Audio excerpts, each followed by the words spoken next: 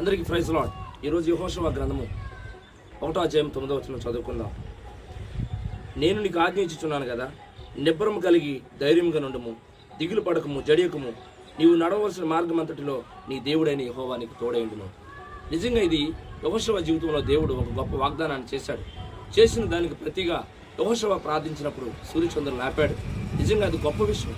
నువ్వు అనుకోవచ్చు, నా కుటుంబ పరిస్థితులు ఈరోజు నాతో మారవేమో, ఇది ఎలాగ ఉండిపోతాయేమో, నా అనారోగ్యం ఎలాగ ఉండిపోద్దేమో, నా అప్పుల సమస్యలు ఎలాగ ఉండిపోద్దేమో, నా వ్యాపార సమస్య ఎలాగ ఉండిపోద్దేమో, నా వ్యాపారం అభివృద్ధి కావట్లేదు, నేను చాలా బాధపడుతున్నాను, నా ఉద్యోగంలో కూడా నాకు చాలా నేను ఇబ్బందులు పడుతున్నాను, అప్పుల బాధలతో నేను సమస్యలతో ఇబ్బంది పడుతున్నాను, నా పరిస్థితులు మారవేమో నువ్వు అనుకుంటున్నావేమో.